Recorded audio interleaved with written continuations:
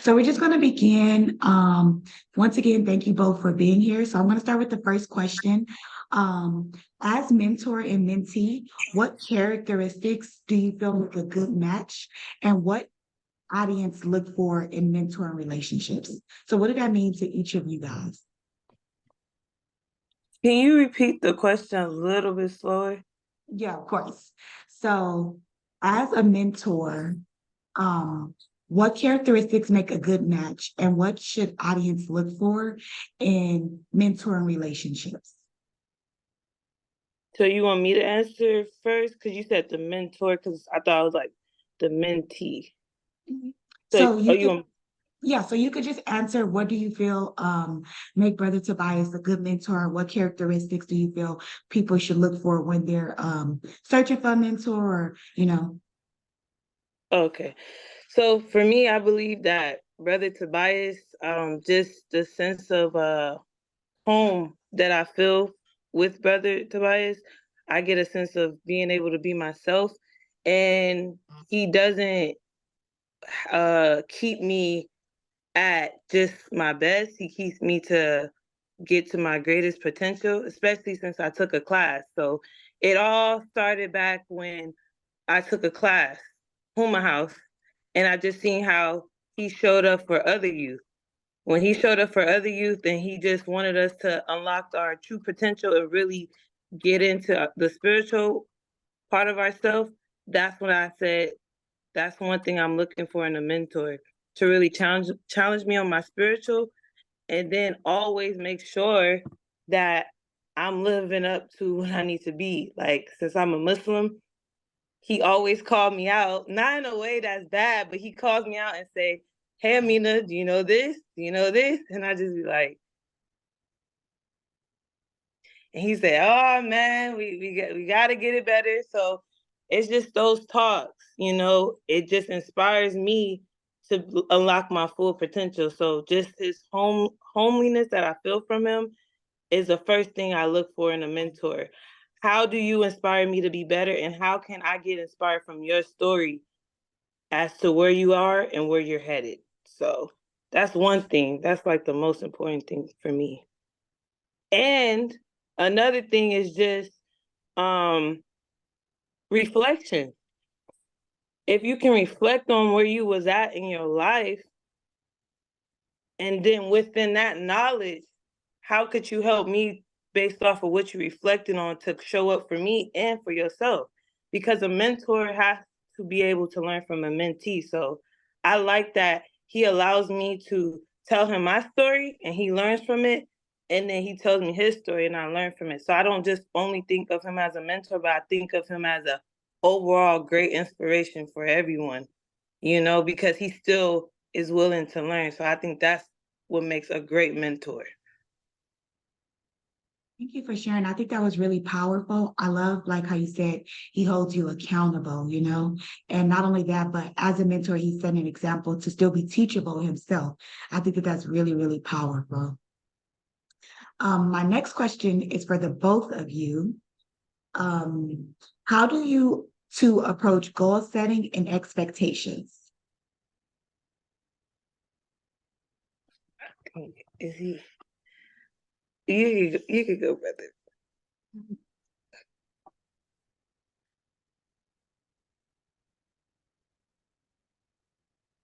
Oh, Oh, 1 second. He's going to come back.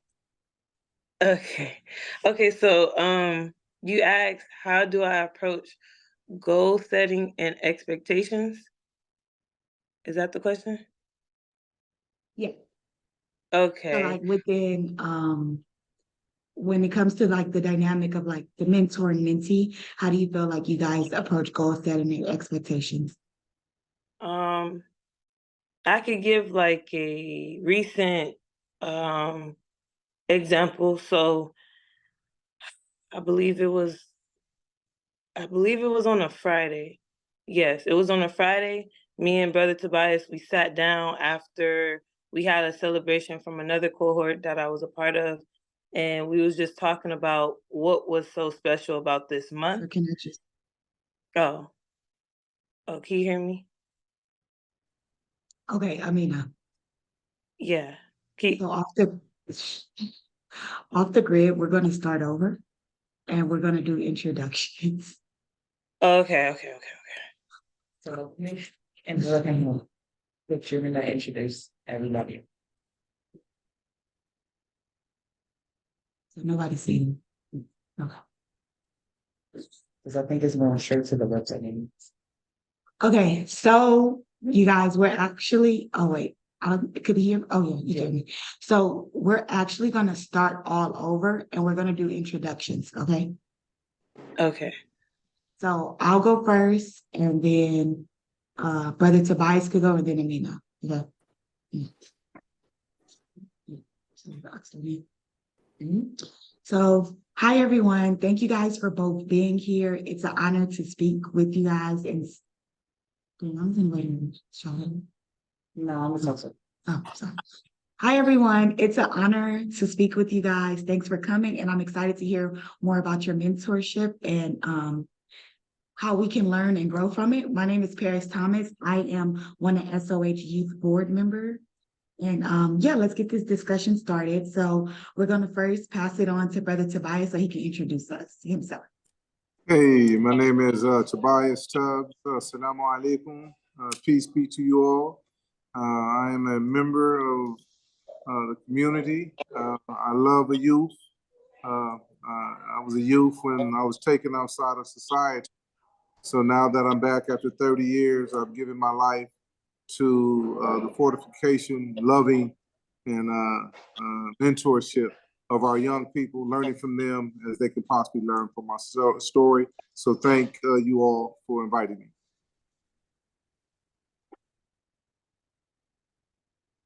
me. Okay. So my name is Aaminah Parker. I am a Sanctuary of Hope Youth Action Board member. Also, I serve on several other boards, also one with LASA as well. I would say that I am a leader and I'm a follower because I'm always willing to follow somebody who can lead me to the right path and learn how to be even a greater leader. And I just hold dear to that part of my life. And also, I'm just excited to be here tonight on this call and conversation with you all. So. Thank you, Aaminah. Thank you, Brother Tobias. It's an honor to be in the space with you guys again. I'm excited for what this conversation is going to hold tonight. So I'm going to start off with a question for both of you. Aaminah, you can go first in just explaining your answer. So the first question is, as a mentor and mentee, what characteristics do each of you feel makes a good match? And what should the audience look for when they're picking someone to be their mentor and mentee?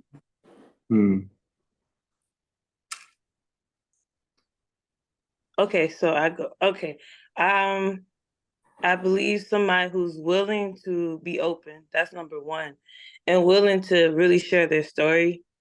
What I mean by share your story is not just really telling me about where you've been, but talking about the revelation of where you're going and what inspiration I get from that story. So that's the number one thing I look for in a mentor. Like, if you can move me, and then how much how powerful you feel about what you can do as a mentor. That's what I feel like. And then somebody who can hold me accountable.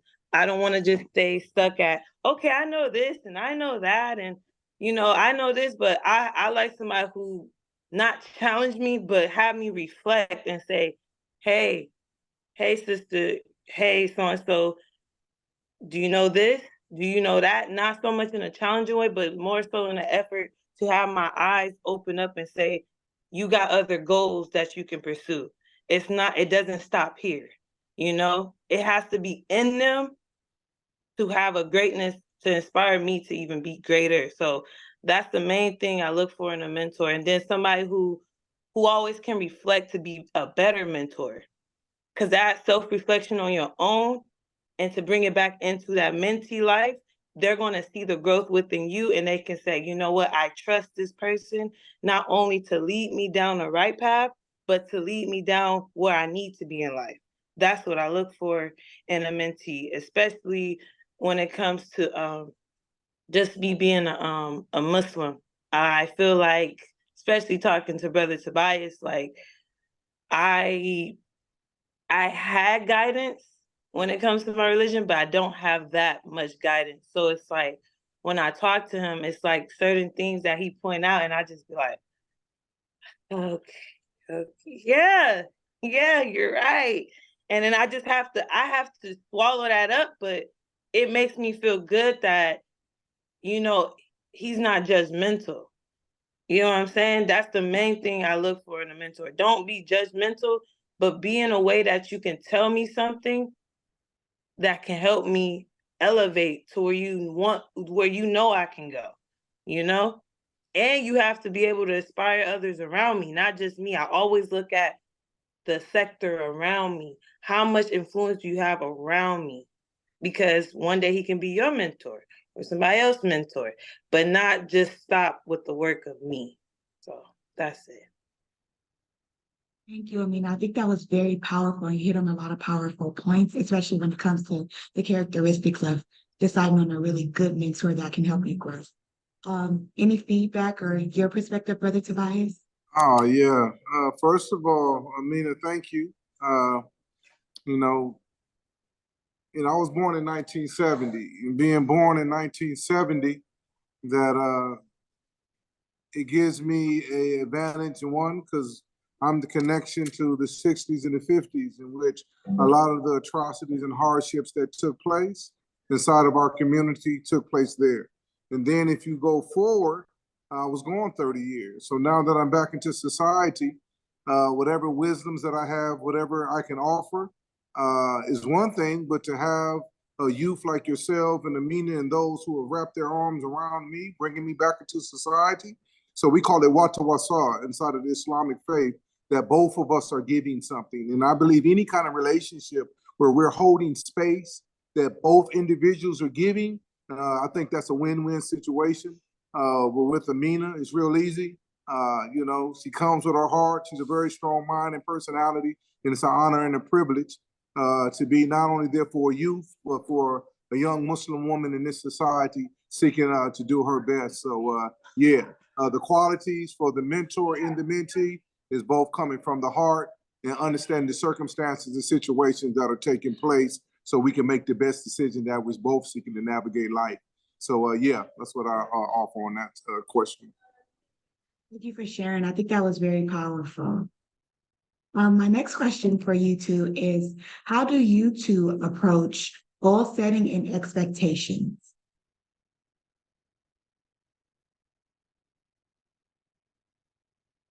Well, when it comes to me, when it comes to goal setting and expectations, how I approach it with my mentor, I believe that it's set in stone, especially when we start talking.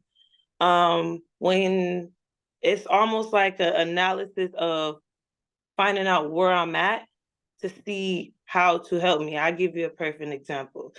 So, Brother Tobias, he asked me, okay, I told him, I said, you know, one thing I enjoy is, one thing I like is, you know, the names of Allah, because Allah has 99 names. And then he said, so which name do you know? I was like, and then when I didn't answer right away, he said, sis, see, this is your homework. You gotta go home, look at the 99 names, which one stuck out to you, and basically report back to him. And I said, I just felt bad because my mind just went blank. I'm just like, how did I not know this? So then, you know, the brother, he texted me, he said, so what name, which one stick to you? And then I said, Al-Alim, it's Alim, Al-Alim. And that one is, you know, all knowing, the beneficiary, you know, the one. which is Allah, the one, the beneficiary, the all-knowing. And that is the one who has control over this whole universe. You get what I'm saying? So when I was talking to Brother Tobias, I said, this one sticks to me because the only person who can dictate what happens in this world and the one who's going to judge us on our actions, our past actions, our future actions, our present actions is the all-knowing, the one, which is Allah subhanahu wa ta'ala himself. So I just, you kind of broke it down to him. And it's just like, when I talked to him about it, I just set a goal for myself. You know, when we speak, I have to know this because he's going to expect me to know certain things, because when I know certain things, I know why certain actions are happening within my life. And I know how to navigate certain actions in my life if I know certain things about the Quran, about Allah, about his messenger, and I know how to navigate my life. So that's how I set a goal, is to really get connected with my deen. He keeps me accountable to really know about what you're praying and what you believe in. You can't just say you believe in something, you don't know the principle of what you believe in. I know some things, but I don't know all the things. And that's what Brother Tobias pushed for me, to know the root of what you're knowing. So that's the goal that he set for me personally, is to know what you believe in order for you to have the right path to follow in your life. That's pretty much it. Yeah, thanks. That's beautiful.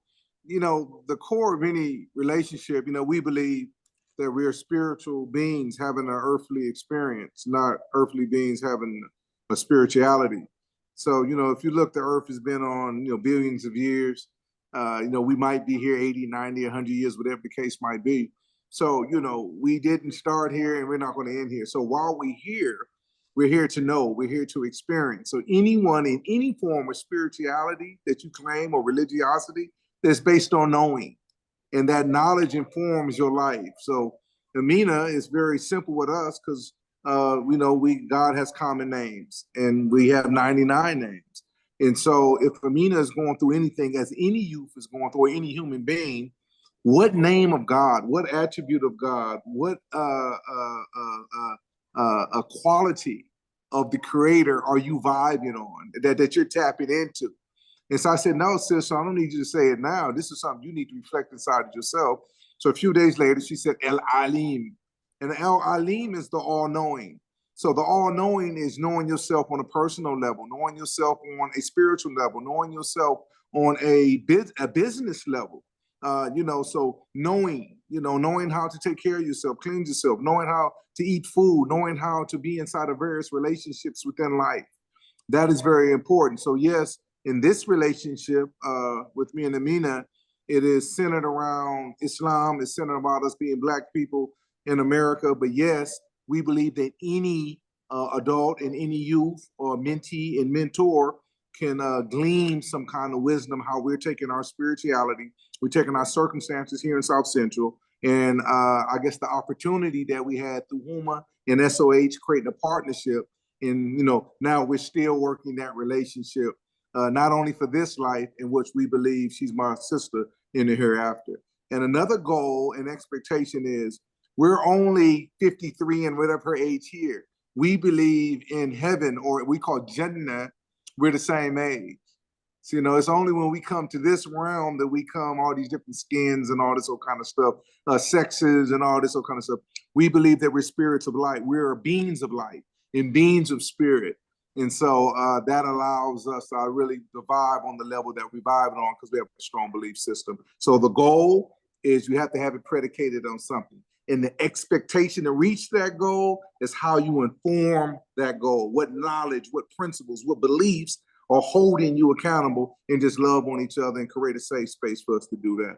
So yeah, I think that's how I answer that. And thank you, Aaminah. You make it fun, interesting all the time. So alhamdulillah, all praise be to God.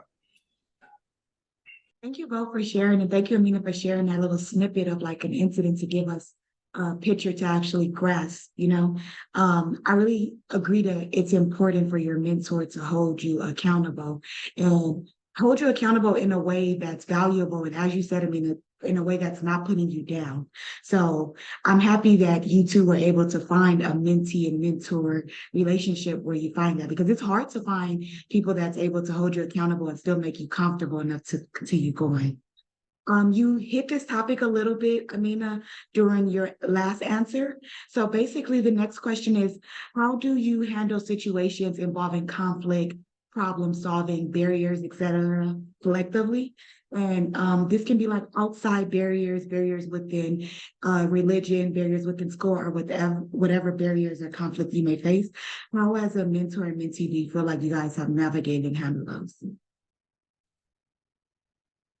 Well, that one is a great question because, well, um, with Brother Tobias, I always have to remember that, number one, this is my brother, and number two, I serve Allah, and number one, I serve Allah, and number two, I have to remember that, this is my brother. So anytime when I get to speak to Brother Tobias, I always put myself in a space to listen.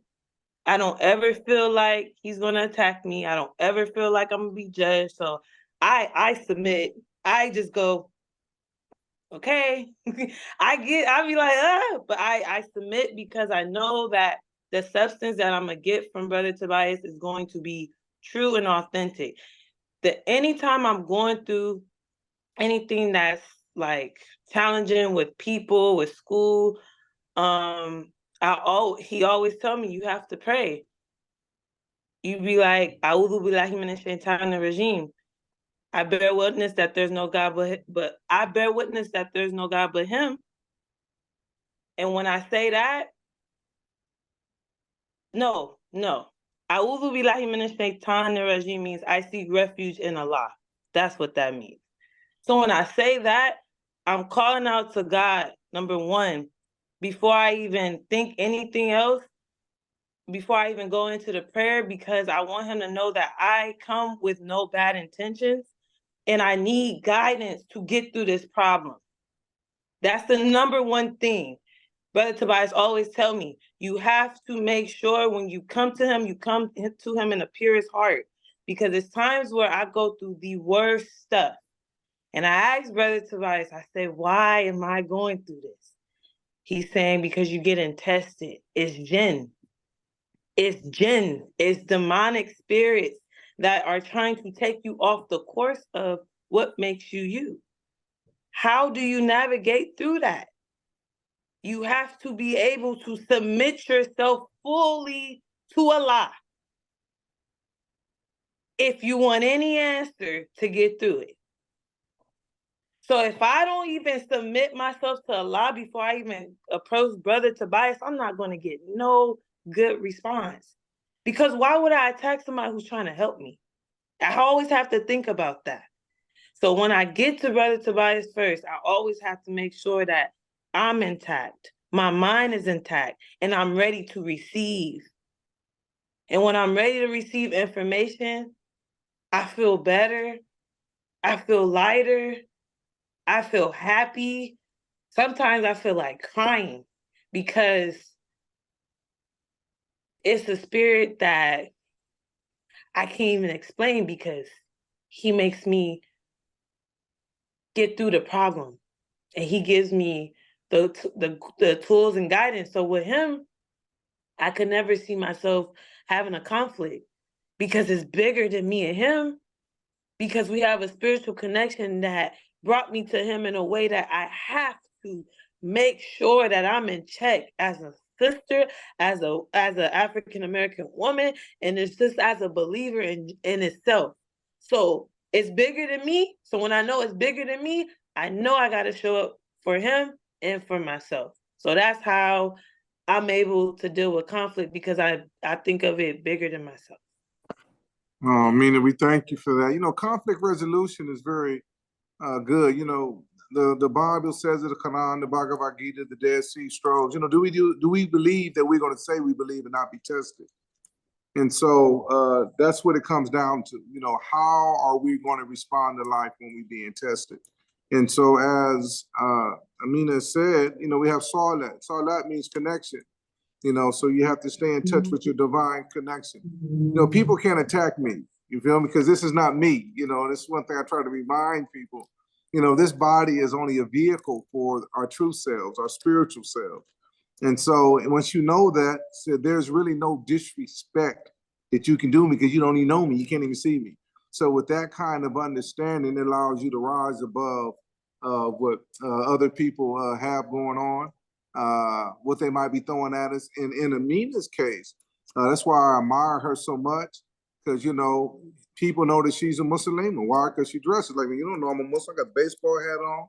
I got what I got on, you feel me? So for to be a young Muslim woman, a beautiful Muslim woman, to be in today's society where we're dealing with, you know, just wear what you want to wear, act how you want to do, and you're trying to hold yourself to a standard in a way of life, which she said deen, or a way of life that is not always acceptable here, it feels like she's always fighting or struggling. Mm-hmm. So it allows me to be more calm, more patient, understand the political and social and cultural systems that are around. We are uniquely a Christian country.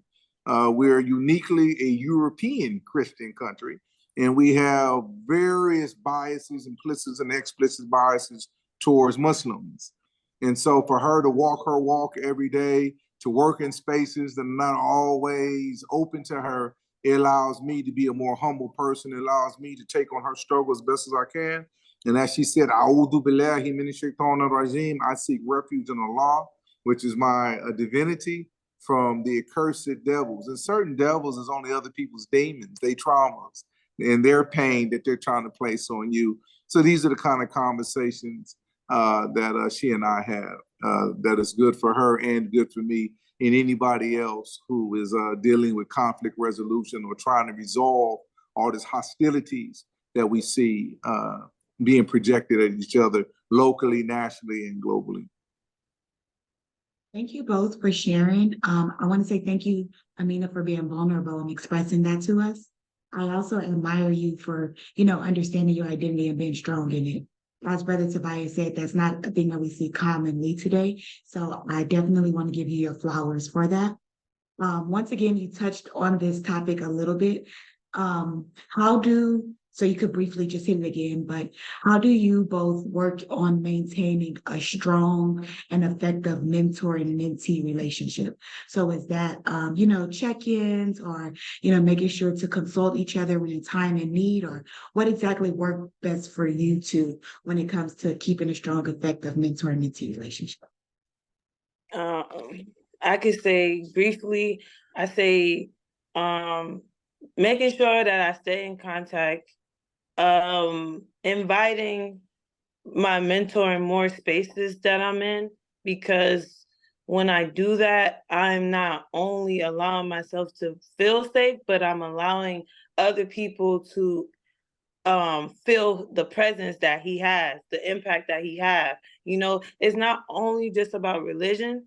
That's one thing I want to get clear. It's about the impact that that individual has touched and brought into my life. That is the main substance that I want to touch on. And the way I check in is to make sure I communicate, I talk to him, but then still having him in the space, because communicating and talking can only go so far, but having him in the space so people can see why I feel the way I feel about my mentor will show that it's evident that he can inspire others. That's all it's always about. I always want to expand beyond me, you know, because only if I can see how great he is, I will want everybody else to see how great he is, to be a mentor for them as well. So, yeah. Yeah, thanks, Aaminah. You know, there's been, and you know, I never come from a point of victimization off the top, off the dribble. I deal with realities and truths. And, you know, there is a serious concern in our community when it comes to Black men and Black man identity. Coming back from the 40s, the 30s, and 50s, I have a father who's a revolutionist, who is a revolution. I was raised in revolutionary struggle, and I understand how the system has been designed to depict Black man and Black men's relationship in a certain light. So with that being said, whenever I can be a light to anyone, I'm talking about just anyone, I seek to do my best in that. But concerning me and Aaminah's relationship, that, as she said, Islam is just a vehicle. It's just a vehicle. You know, whatever means that you can vibe on and tap in with another individual, there's a spirit that flows through that, where you work in nature, where you like sports, whatever the case might be. There is something powerful in yourself that is informing that space. And so with us, it just happened to be Islam. But you know, sis press. You know, anybody know Aaminah? She's strong about what she believes in. She's strong about what she wants, and she gonna let you know. And so that's the kind of individual that I need. Because when she has told me various times, like, bro, look, I don't care how busy you are. I need you to show up. I need you to be a part. I need you to put your face in the place. I need you to inform these spaces. Because if not, who will? And so those kinds of direct, you know, often we're not direct. You know, our society often deals with undercutting each other, backbiting each other, not being straight up about how we feel about things. That's what they call cognitive dissonance. When your mouth is saying one thing, but your heart is saying another.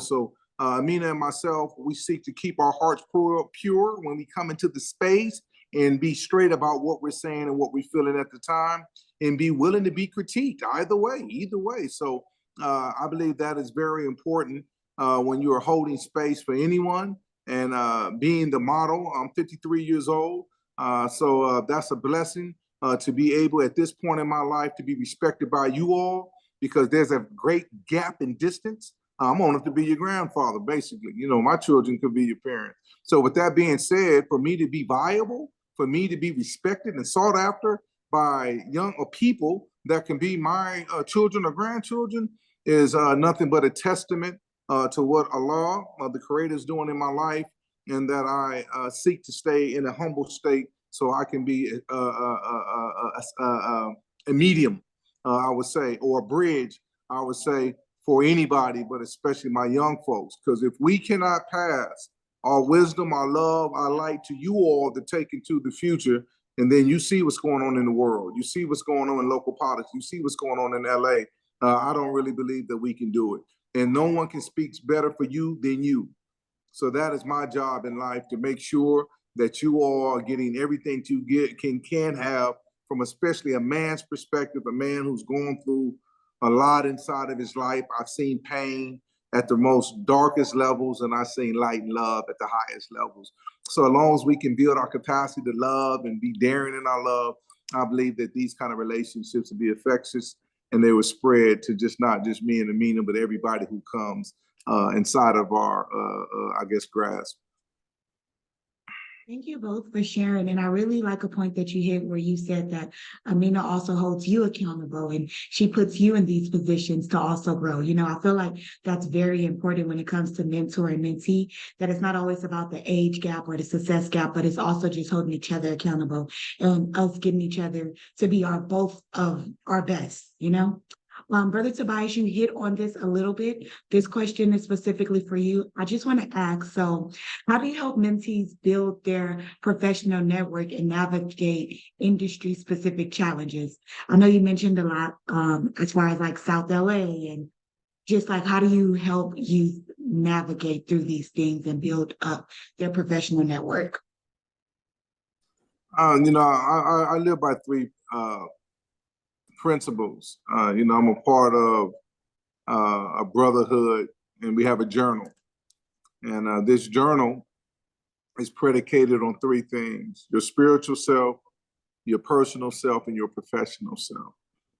We believe, and I've studied most African systems and global systems, that when you bring the spirit of life or the divine inside of your personal self, then you have an obligation to spread yourself professionally.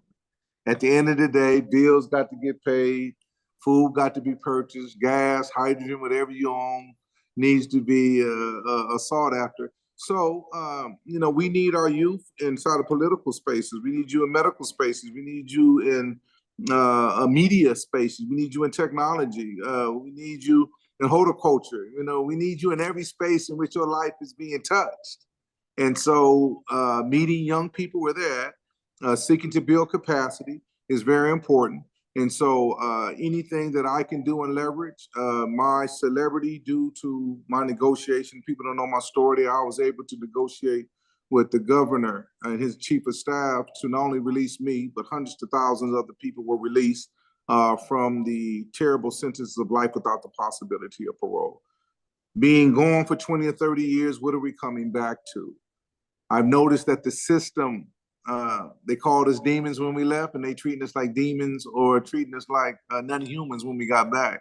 So the only way that we're going to change that is making people smell they boo-boo and knowing that you created the system that allows us to be treated this way and prepare our youth to take full advantage of the opportunities that they have because it's wide open right now. So that's personally my perspective in life, that to take my wisdom in any kinds of networks and opportunities that I have, open up the door so my young folk can take full advantage of it. And when I accomplish that, then there's other things I like to do in my life as I get a little older. So yeah, that's basically how it is. Just understanding every place that they're touched, they need to be at. Every table that they being spoke on, they need to be speaking. They need to be informing it. Millions to billions of dollars are being pressed around California in the name of our youth, Black and brown youth, specifically Black youth. And, they don't be at the table, nor are they prepared to be at the table. So I take that on with the brothers and sisters and networks that I'm a part of to make sure that our young folks is ready.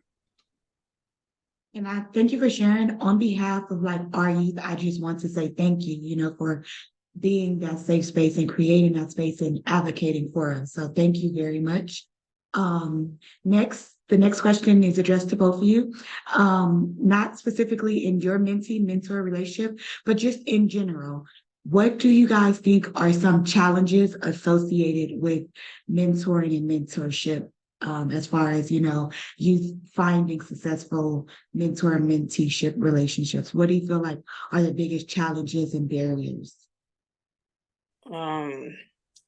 So not speaking on me and brother Tobias, I feel like the biggest problem for not successful rates with mentors and mentees is the capacity that a mentee have to respect a mentor and the lack of respect. I feel like that be the main issue because they feel like it's somebody who's trying to tell them what to do instead of showing them and advising them what to do. Advising and telling are two different things. So I believe that's one of the main issues that I see. And then the mentees sometimes feel like they know it all. And then you have some mentors who are stuck in a capacity that they don't want to learn because I'm this certain age, I don't have to grow no more. So I feel like it just be like a difference in age. You start to see age come out because of the capacity of somebody being willing to learn. And sometimes the mentee expect the mentor to be the one to, level and bend instead of the mentee doing the bending and leveling that I've seen. And then also, sometimes another thing is just saying I'm sorry or I apologize. I think people don't understand the value of when somebody has been hurt and they're getting acknowledged for their hurt. It's not that you gotta be in a hurt. You ain't gotta be like, okay, I'm apologizing because you said it. You have to truly mean it, but understand why they want you to just apologize. That'd be the main issue because you can't start off with a foundation that is broken. Foundation in any type of relationship has to be set in stone. If you do not have that, you cannot have a successful train. Just like having a business, you have to start it off with a successful foundation, somebody who can trust, somebody who can build with you. It's the same in a mentor-mentee. If the foundation is cracked, it won't be working. If the foundation is strong, then you have a boat and you can keep on rocking. So I feel like that be the main issues that I've seen and that I've just noticed that, you know, have the dysfunction within a mentor and mentee relationship. Yeah, thank you, Aaminah. I believe you said it just now when you said trust. The foundation has to be trust. And coming with from people my age on down, when you don't have trustful relationships in your family, with parents, guardians, whatever the case might be, then someone coming outside, you know, the system didn't treat you well. If you was in any kind of the institutions that we find ourselves in, they probably didn't treat you well. Then it's a layer of exploitation that is taking place, you know, inside of nonprofit space where you have billions of dollars and, you know, to help, to mentor, to create safe spaces and community for young folk. And they feel they're being used, you know, and often, sadly, we come from positions of our own pain. We come from positions of our own arrogance. We come from positions of our own knowing. So what that does, that only compounds or cascades the trauma and the problems.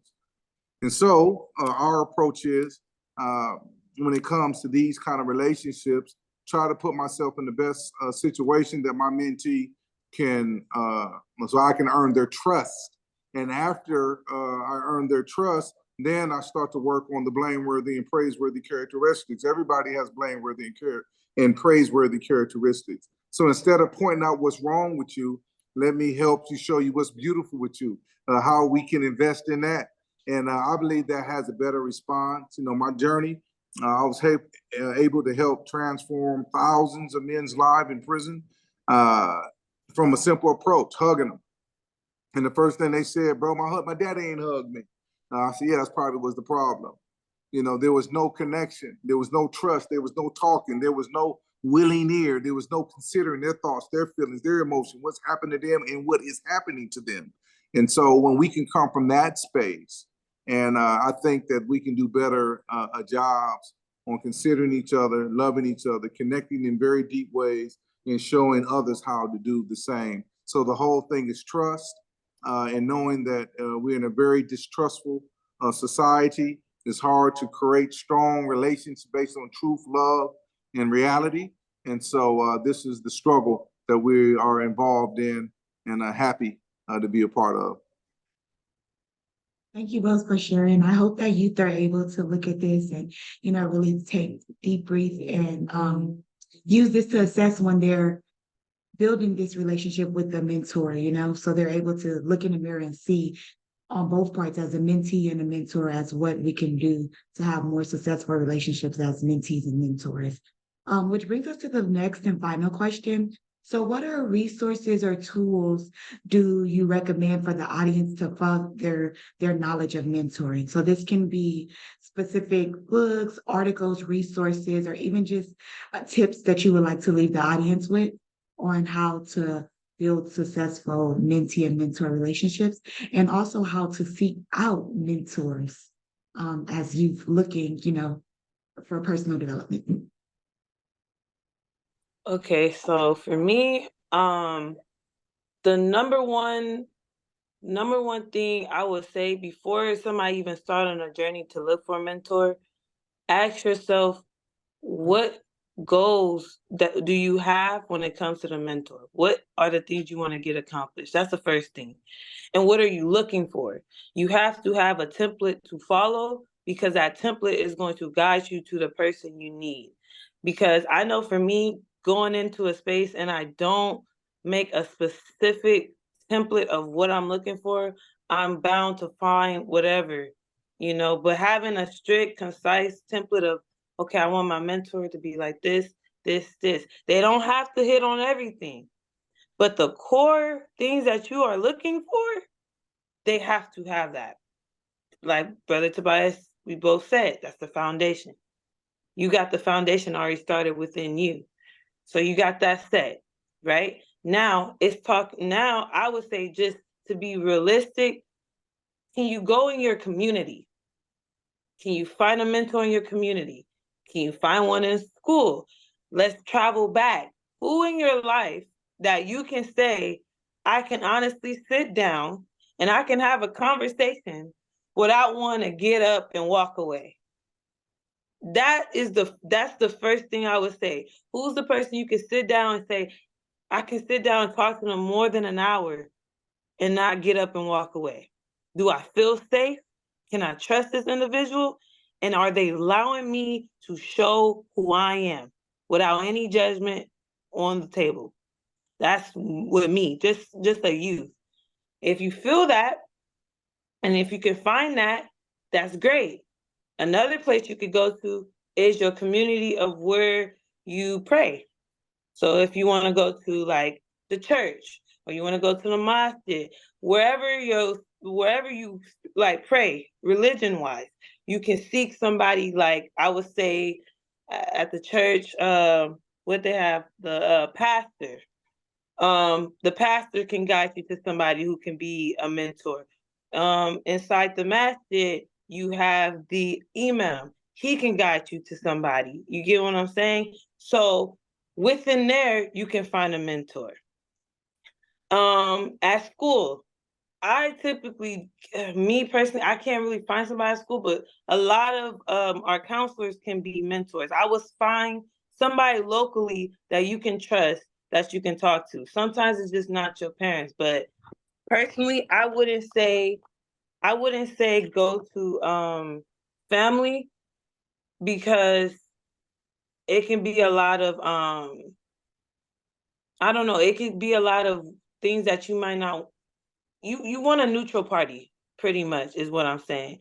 So having a neutral party being your mentor is best, because you have a clear head and they're not coming in with no biases of how they feel about you, is what I'm saying. So if you do those simple tips on finding a mentor, I believe you'll have a successful rate. And always be open to learn. Like my mom always say, be slow to anger and quick to understanding. And with that tools, you'll be able to find a mentor that's suitable for you, for your growth, and where you've been at and where you can go. So that's pretty much it. Yeah, thank you, Aaminah. I'm gonna say this, that when you look at the word mentor in the basic dictionary, if you're still looking in dictionaries or Google it, it says an experienced and trusted advisor. A experienced and trusted advisor. The experience is what brings about the wisdom. Experience is supposed to bring about the wisdom. And they have to be trusted, because often we're coming from positions of hurt. We're coming from positions of pain. So you have to trust the person. We have to become vulnerable inside of these spaces. You don't want to give yourself over to a person in a mentorship and they hurt you. And I'm talking about serious hurt, not just, oh, I apologize, I said something. That comes with being a human being. Like the sister said, you have to be able to say, excuse me, pardon me, awful, sis, I didn't mean like that. Like, well, no, I'm talking about you committed a crime. You exploited me. You have harmed me in ways that is, we need to take this to someone else to get you corrected or something. I'll just leave it like that. So the experience and the trustworthiness. If you're in the African sciences, Horu, which was called Hero, the first Christ, who was his mentor, Tahuti, which is the deity or the netter of what? Wisdom. You feel me? If you're into the Christ sciences, Christ went to Egypt, and 30 years later, he came as mentorship. He brought people to Salam or Salom and told them to go tell the message. The same thing with Muhammad, peace and blessings be upon them all. So it doesn't matter if you go through the African sciences or you go through the biblical or Quranic sciences, there are clear illustrations of positive mentorship. And whatever you're looking for someone else, in someone else, you got it in you. And that's all that we supposed to be. No one's looking for a savior, because everybody's accountable for saving your own self. So that's one thing too. And we shouldn't come with a savior mentality as if we're saving somebody. All we're doing is making investments. That's it. Allow your experience, and everybody's experience is valuable, and then create a space that we can be trusting advisors to each other. And I believe if we look at it from that. And as the sister said, masjids, temples, local youth spaces, we're all watching people, we're all seeing people. And mentorship doesn't have to be such a great age gap too. A 13-year-old could be mentoring a 10-year-old. So it can go many ways. As long as you have some kind of knowledge or experience that is allowing another person to move forward in life, then that's what we're calling for. So yeah, that's what I have to share. And I appreciate, since this is the last question, being invited. Aaminah, SOH is doing an amazing job. And I'm glad that Huma House and SOH has come together to provide these kind of opportunities to others.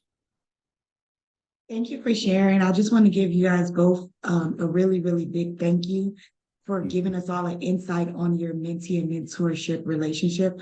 Also giving us these important tips and skills on how you can find and seek out the healthy mentee and mentor relationship. So thank you both very, very much for sharing with us and giving us that insight.